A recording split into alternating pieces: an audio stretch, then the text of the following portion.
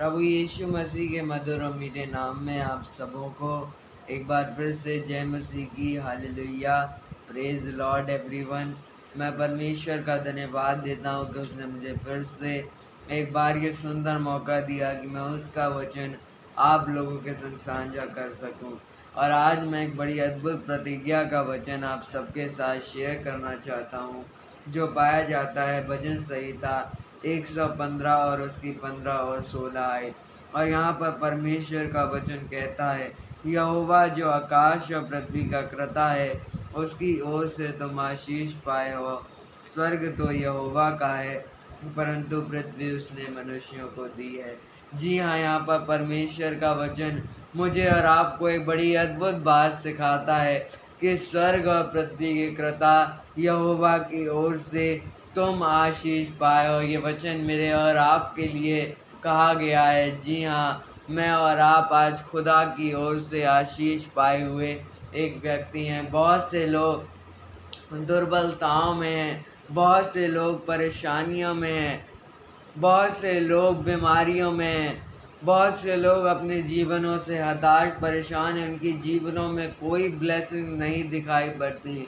क्या कारण है? क्योंकि वो नहीं जानते कि उनका खुदा कितना शक्तिशाली है। और यहाँ पर परमेश्वर का वचन कहता है कि स्वर्ग और पृथ्वी के कर्ता यहोवा की ओर से तुम आशीष पाए हो। जी हाँ, हम उसकी ओर से आशीष पाए हुए लोग हैं। हम कोई साधारण क्रिश्चियन नहीं हैं, हम कोई साधारण व्यक्ति नहीं हैं। हम परमेश्वर की ओर से आशीष पाए हुए एक व्यक्ति हैं। कई लोग सोचते हैं कहीं मेरी आशीष रुक ना जाए, मेरे आसपास के लोग तो मुझ पर अत्याचार करते हैं, मेरे आसपास का माहौल मुझे बढ़ने नहीं देता है, मुझे आशीषित और फलवंत नहीं होने देता है। और कई लोगों के मन में बड़े नेगेटिव थॉट्स आते हैं कि परमेश्वर क्यों मुझे आशीष नहीं दे रहा है, क्यों मेरे लिए कुछ कर नहीं रहा है। क्या कारण है? क्योंकि वो नहीं जानते, वो इस बात को समझते ही नहीं कि परमेश्वर किस प्रकार हमको आशीष देता है। जब हम उसके वचन पर चलते हैं, जब हम उसके जो है वो कलाम पर अपना ध्यान केंद्रित करते हैं, तुमको ये पता चलता है कि जिस पल से आप यीशु मसीह को उद्धारकर्ता ग्रहण करते हैं, उस पल से खुदा आपको आशीष देना शुरू कर देता है। और आज हमारी आशीष को ना हमारे दुश्मन ना शैतान रोक सकता है, क्योंकि परमेश्वर का वचन कहता है कि तुम किसी मनुष्य की ओर से आशीष पाए हुए व्यक्ति नहीं हो।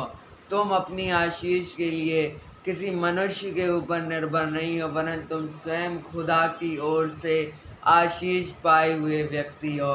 और जब खुदा हमारी ओर है तो हमारा विरोधी कौन हो सकता है। जी हाँ, आज इसी समय से अपनी आशीष को, अपनी चंगाई को जो है वो रिसीव करें यीशु मसीह के पवित्र नाम से। कई लोग दुर्बलताओं में हैं, सारी दुर्बलताएं जाएंगी पर जब परमेश्वर आपके जीवन में आएंगे, क्योंकि परमेश्वर एक ऐसे परमेश्वर हैं जो अपने लोगों को जयवंत करना चाहते हैं। और आप भी आज खुदा की ओर से जयवंत होंगे। पर ये आशीषें आपको कब मिलेंगी?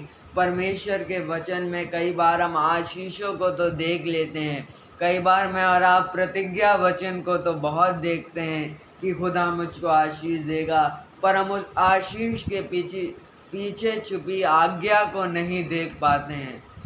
हर एक बड़ी आशीष के पीछे एक बड़ी आज्ञा होती है। बाइबल कहती है कि तुम्हारी उम्र बढ़ेगी और तुम बहुत दिन जीवित रहोगे।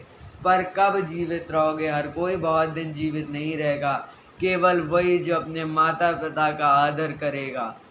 परमेश्वर का वचन कहता है कि तुम अपने माता पिता का आदर करने से बहुत दिन जीवित रहोगे। कई बार क्रिश्चियंस ये तो देख लेते हैं कि मैं बहुत साल जीऊँगा, पर उनने अपने माता पिता का कितना आदर किया यही उनको पता नहीं। और यही गलती मैं और आप करते हैं कि मैं और आप ये तो देख लेते हैं कि हमको आशीषें मिलेंगी, पर उस आशीष के पीछे छुपी आज्ञा को मैं और आप नहीं देखते हैं। परमेश्वर का वचन कहता है, स्वर्ग तो यहोवा का है, परंतु पृथ्वी उसने मनुष्यों को दी है।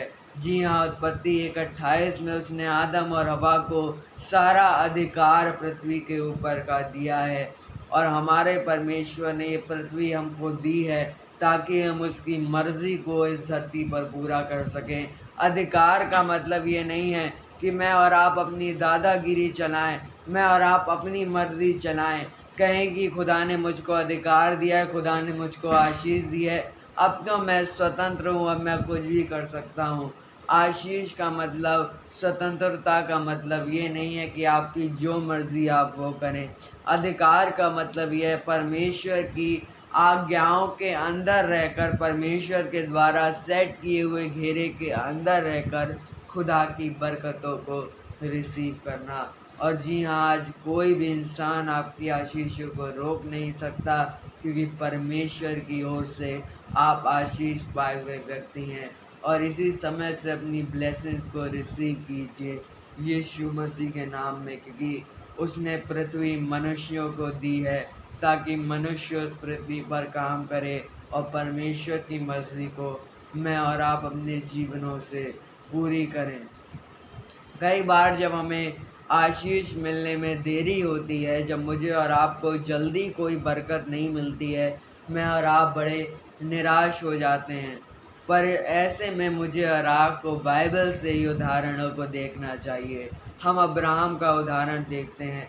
खुदा ने उसे ये वादा किया था कि उसे बच्चे की आशीष परमेश्वर देगा, पर उस आशीष को मिलने में ही उसे 25 साल लग गए। 25 साल पहले खुदा ने प्रतिज्ञा बांधी, 25 साल उसे और लगे उस आशीष को मिलने में।